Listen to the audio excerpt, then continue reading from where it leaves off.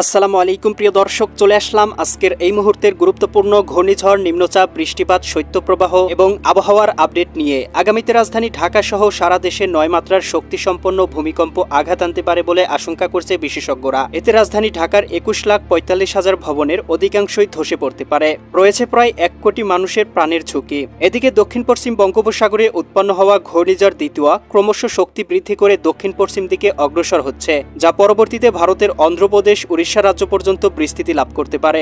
এই মুহূর্তের উপগ্রহ পূর্বাভাস মডেল রাডার থেকে ঘূর্ণিঝড়টির সর্বোচ্চ গতিবেগ রেকর্ড করা হয়েছে ঘন্টায় 80 থেকে 90 কিলোমিটার। ঘূর্ণিঝড়টি সরাসরি বাংলায় আঘাত আনার সম্ভাবনা নেই, তবে বঙ্গোপসাগর উত্তাল হয়ে উঠেছে।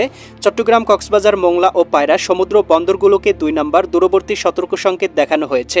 বাংলাদেশ ওয়েদার অবজারভেশন টিম জানিয়েছে, ঘূর্ণিঝড় তৈরি হলে ডিসেম্বরের প্রথম সপ্তাহে বাংলার আকাশে বৃষ্টিবাহী মেঘের সঞ্চালন ঘটতে পারে। কিছু কিছু অঞ্চলে গুড়ি গুড়ি বৃষ্টিও হতে পারে। এদিকে দেশের আকাশে প্রবেশ করতে শুরু করেছে তীব্র শৈত্যপ্রবাহ। কোথাও কোথাও সর্বনিম্ন তাপমাত্রা রেকর্ড করা হয়েছে 10 থেকে 12 ডিগ্রি সেলসিয়াস। ডিসেম্বরের প্রথম সপ্তাহে জাকিয়ে শীত পড়তে পারে বলে জানিয়েছে বাংলাদেশ আবহাওয়া অধিদপ্তর। আজ 29 নভেম্বর শনিবার এবং আগামীকাল 30 নভেম্বর রবিবার জানিয়ে দেব কেমন থাকার সম্ভাবনা রয়েছে আগামী 24 থেকে 48 ঘন্টা দেশের 8 বিভাগের 64 জেলার আবহাওয়া পরিস্থিতি। তাই প্রিয় দর্শক, আপনি দেশের কোন জেলা থেকে ভিডিওটি দেখছেন এবং আপনার জেলায় এই মুহূর্তে আবহাওয়ার কেমন অবস্থা রয়েছে কমেন্ট করে আমাদেরকে জানিয়ে দিন। প্রতিদিনের নিত্য নতুন আবহাওয়ার খবর এবং পূর্বাভাস পেতে এই ভিডিওটিতে লাইক দিয়ে চ্যানেলটি সাবস্ক্রাইব করে বেল আইকন অন করে রাখুন। প্রিয় দর্শক, চলে আসলাম আবহাওয়ার পূর্বাভাস বায়ু প্রবাহ চিত্রে। এখান থেকে আমরা দেখতে পাচ্ছি ইতিমধ্যেই ঘূর্ণিঝড়টি কিন্তু শ্রীলঙ্কার উপকূলবর্তী হয়ে এদিকে আপনার তামিলনাড়ু উপকূলবর্তী অঞ্চলে আঘাত আনতে শুরু করেছে এবং এই মুহূর্তে ঘূর্ণিঝড়ের গতিবেগ কিছুটা কম থাকলেও ঘন্টায় 50 থেকে 60 কিলোমিটার বেগে উপকূলবর্তী অঞ্চলে তাণ্ডব চালাচ্ছে।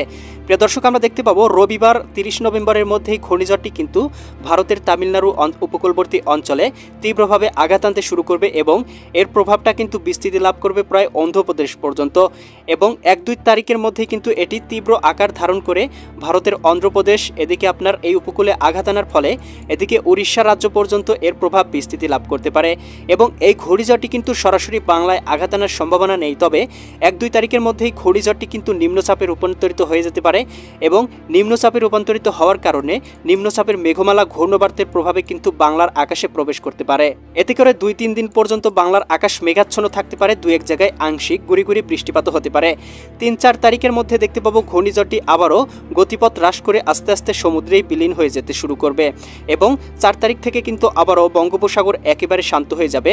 এদিকে প্রিয় দর্শক, আন্দামান সাগরের নিকটে যে ঘূর্ণিঝড় তৈরি হয়েছিল ঘূর্ণিঝড় সেনিয়র, সেটি কিন্তু ইতিমধ্যেই এদিকে মালয়েশিয়া অতিক্রম করে সিঙ্গাপুর অতিক্রম করে ইতিমধ্যেই কিন্তু এদিকে আপনার চীন সাগরে উপস্থিত হয়ে গিয়েছে এবং আস্তে আস্তে সেখানে কিন্তু গতিপথ হ্রাস করে আস্তে আস্তে সমুদ্রেই বিলীন হয়ে যেতে শুরু করবে এবং প্রিয় দর্শক, এই মুহূর্তে কিন্তু বঙ্গোপসাগরে 2 নম্বর দূরবর্তী সতর্ক সংকেত অব্যাহত রয়েছে। তাই সমুদ্রের গভীরে মাছ ধরতে যাওয়া এবং এদিকে সমুদ্রের গভীরে ভ্রমণে যাওয়াটা অত্যন্ত ঝুঁকিপূর্ণ হতে পারে।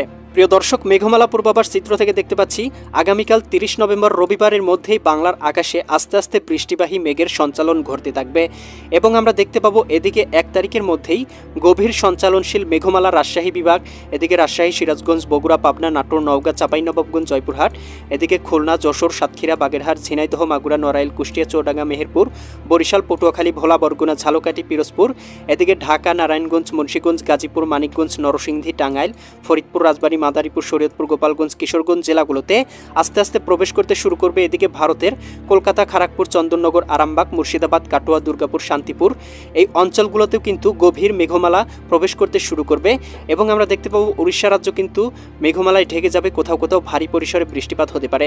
2 তারিখের মধ্যে আমরা দেখতে পাবো মেঘমালা কিন্তু সারা বাংলার আকাশেই প্রবেশ করে যেতে পারে।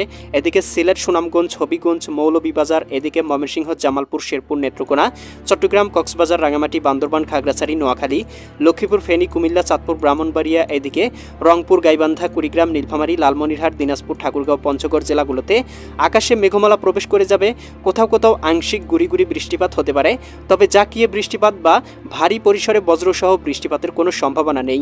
বঙ্গোপসাগর কিছুটা উত্তাল থাকতে পারে এবং সমুদ্রে কিন্তু বৃষ্টিপাতের সম্ভাবনা রয়েছে, তবে কোথাও কিন্তু ভারী পরিসরে বৃষ্টিপাত বা বজ্রসহ বৃষ্টিপাতের সম্ভাবনা আমরা দেখতে পাচ্ছি না এবং প্রিয় দর্শক, 2-3 তারিখের মধ্যেই বাংলার আকাশ আবারও পরিষ্কার হয়ে যাবে। হিমালয় থেকে হিমবাহ বাংলার আকাশে প্রবেশ করতে শুরু করবে, যার প্রভাবে তীব্র শৈত্যপ্রবাহ কিন্তু অনুভূত হতে পারে।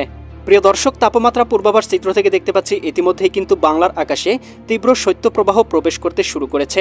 এদিকে ঢাকা, নারায়ণগঞ্জ, মুন্সিগঞ্জ, গাজীপুর, মানিকগঞ্জ, নরসিংদী, টাঙ্গাইল, ফরিদপুর, রাজবাড়ী, মাদারীপুর, শরীয়তপুর, গোপালগঞ্জ, কিশোরগঞ্জ জেলাগুলোতে আজ শেষ রাত থেকে ভোররাত পর্যন্ত সর্বনিম্ন তাপমাত্রা 15 ডিগ্রি সেলসিয়াসে চলে আসতে পারে। এদিকে বরিশাল, পটুয়াখালী, ভোলা, বরগুনা, ঝালকাঠি, পিরোজপুর জেলাগুলোতেও 15 থেকে 16 ডিগ্রি সেলসিয়াস, খুলনা, যশোর, সাতক্ষীরা, বাগেরহাট, ঝিনাইদহ, মাগুরা, নড়াইল, কুষ্টিয়া, চুয়াডাঙ্গা, মেহেরপুর জেলাগুলোতেও সর্বনিম্ন 15 ডিগ্রি সেলসিয়াস তাপমাত্রা দেখতে পাবো। এদিকে আমরা দেখতে পাচ্ছি রাজশাহী, সিরাজগঞ্জ, বগুড়া, পাবনা, নাটোর, নওগাঁ, চাঁপাইনবাবগঞ্জ, জয়পুরহাট জেলাগুলোতেও সর্বনিম্ন 15 ডিগ্রি। এদিকে ময়মনসিংহ, জামালপুর, শেরপুর, নেত্রকোনা জেলাগুলোতেও সর্বনিম্ন 15 ডিগ্রিতে চলে আসতে পারে। সিলেট, সুনামগঞ্জ, হবিগঞ্জ, মৌলভীবাজার অঞ্চলগুলোতে 17 থেকে 18 ডিগ্রি সেলসিয়াস থাকতে পারে, অর্থাৎ কিছুটা এদিকে আপনার উষ্ণ আবহাওয়া বিরাজমান থাকার সম্ভাবনা রয়েছে। এদিকে আমরা দেখতে পাচ্ছি ভারতের ত্রিপুরা রাজ্যেও 15 থেকে 16 ডিগ্রি। এদিকে চট্টগ্রাম বিভাগে চট্টগ্রাম, কক্সবাজার, রাঙ্গামাটি, বান্দরবান, খাগড়াছড়ি, নোয়াখালী, লক্ষ্মীপুর, ফেনী, কুমিল্লা, চাঁদপুর অঞ্চলগুলোতে আমরা দেখতে পাবো 14 থেকে 15 ডিগ্রি সেলসিয়াস পর্যন্ত থাকতে পারে, কোথাও কোথাও কিন্তু এর থেকেও কমে যাওয়ার সম্ভাবনা রয়েছে। এদিকে আমরা দেখতে পাচ্ছি খুলনা, যশোর, সাতক্ষীরা, বাগেরহাট, ঝিনাইদহ, মাগুরা, নড়াইল, কুষ্টিয়া, চুয়াডাঙ্গা, মেহেরপুর জেলাগুলোতে 15 ডিগ্রি সেলসিয়াস। ভারতের কলকাতা, খড়গপুর, চন্দননগর, আরামবাগ, মুর্শিদাবাদ, কাটোয়া, দুর্গাপুর, শান্তিপুর, এদিকে আপনার উত্তরবঙ্গ, পুরুলিয়া, শিলিগুড়ি, এদিকে দার্জিলিং, কোচবিহার, গোয়ালপাড়া, গুয়াহাটি, ধুবড়ি, এদিকে রয়েছে আপনার মালদা অঞ্চলগুলোতেও সর্বনিম্ন 14 থেকে 15 ডিগ্রি সেলসিয়াস থাকতে পারে। এদিকে আপনার রংপুর, গাইবান্ধা, কুড়িগ্রাম, নীলফামারী, লালমনিরহাট, দিনাজপুর, ঠাকুরগাঁও, পঞ্চগড় জেলাগুলোতেও সর্বনিম্ন 15 ডিগ্রি সেলসিয়াসে চলে আসার সম্ভাবনা রয়েছে। ময়মনসিংহ, জামালপুর, শেরপুর, নেত্রকোনা জেলাসহ সবগুলো জেলার আকাশেই তাপমাত্রা 15-16 ডিগ্রি সেলসিয়াসে থাকার সম্ভাবনা রয়েছে। ভারতের মিজোরামের দিকে আমরা দেখতে পাবো তাপমাত্রা 8 ডিগ্রি সেলসিয়াস, মেঘালয়ের দিকেও সর্বনিম্ন 8 ডিগ্রি সেলসিয়াসে চলে আসতে পারে। ত্রিপুরা রাজ্যে কিন্তু মোটামুটি 15 থেকে 16 ডিগ্রি সেলসিয়াস পর্যন্ত থাকার সম্ভাবনা রয়েছে। ভারতের বিহারের দিকে দেখতে পাবো তাপমাত্রা সর্বনিম্ন 12 ডিগ্রিতে চলে গিয়েছে, কোথাও কোথাও কিন্তু 11 ডিগ্রিতে চলে যাওয়ার সম্ভাবনাও রয়েছে।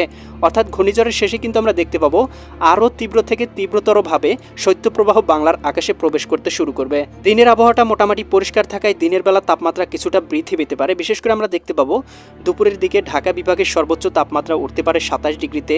এদিকে বরিশাল বিভাগে আমরা দেখতে পাবো সর্বোচ্চ তাপমাত্রা 26 ডিগ্রি। এদিকে খুলনা বিভাগেও আমরা দেখতে পাবো সর্বোচ্চ তাপমাত্রা 26 থেকে 27 ডিগ্রিতে উঠতে পারে। এদিকে রাজশাহী বিভাগেও 26-27 ডিগ্রি, ময়মনসিংহ বিভাগেও 26 ডিগ্রি। এদিকে আপনার সিলেট বিভাগেও দেখতে পাবো 26 থেকে 27 ডিগ্রি, কোথাও কোথাও সর্বোচ্চ 28 ডিগ্রি উঠতে পারে। ভারতের ত্রিপুরা রাজ্যেও দেখতে পাবো সর্বোচ্চ তাপমাত্রা 28 ডিগ্রি উঠতে পারে। এদিকে আপনার চট্টগ্রাম বিভাগেও 27 থেকে 28 ডিগ্রি সেলসিয়াস তাপমাত্রা সর্বোচ্চ উঠতে পারে দুপুরের দিকে। এদিকে আপনার রংপুর বিভাগের তাপমাত্রা কিছুটা কম থাকবে, দুপুরের দিকে 24 থেকে 25 ডিগ্রি সেলসিয়াস পর্যন্ত থাকতে পারে। ভারতের উত্তরবঙ্গেও একই অবস্থা বিরাজ করবে, আসামের দিকে 25 থেকে 30 ডিগ্রির মধ্যেই থাকতে পারে।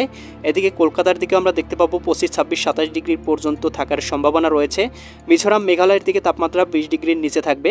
এদিকে আপনার ত্রিপুরা রাজ্যে 28 থেকে 29 ডিগ্রি সেলসিয়াস সর্বোচ্চ তাপমাত্রা থাকতে পারে। প্রিয় দর্শক, এই মুহূর্তের ইউরোপিয়ান উপগ্রহ স্যাটেলাইট চিত্র থেকে দেখতে পাচ্ছি বাংলার আকাশে আংশিক ঘন কুয়াশার আবসা আবসা ছায়া দেখা যাচ্ছে, তবে কোথাও কিন্তু বৃষ্টিবাহী মেঘ দেখা যাচ্ছে না। দু এক জায়গায় আংশিক ভারী মেঘ রয়েছে, তবে এই মেঘ থেকে কিন্তু কোনো প্রকার বৃষ্টিপাত বা মৌসুমীর কোনো প্রকার প্রভাব কিন্তু বিস্তার করবে না। তবে বঙ্গোপসাগরটা এই মুহূর্তে কিন্তু মোটামুটি উত্তাল রয়েছে, যার প্রভাবে আমরা দেখতে পাবো আগামী কয়েকদিনের মধ্যেই কিছুটা বৃষ্টিবাহী মেঘ বাংলার আকাশে প্রবেশ করতে পারে, যার প্রভাবে বাংলার আকাশটা মেঘলা হয়ে যেতে পারে। তবে কোথাও কিন্তু ভারী পরিসরে বৃষ্টিপাতের কোনো সম্ভাবনা নেই। আংশিক মেঘমালা থাকতে পারে, আংশিক শৈত্যপ্রবাহ থাকতে পারে, কোথাও কিন্তু ভারী পরিসরে বৃষ্টিপাতের কোনো সম্ভাবনা নেই। প্রিয় দর্শক, এই ছিল আগামীকালকের আবহাওয়ার সম্পূর্ণ পূর্বাভাস। কেমন লাগলো কমেন্ট করে জানিয়ে দিবেন। পরবর্তী আপডেট সবার আগে পেতে চ্যানেলটি সাবস্ক্রাইব করে বেল আইকন অন করে রাখুন। আল্লাহ হাফেজ।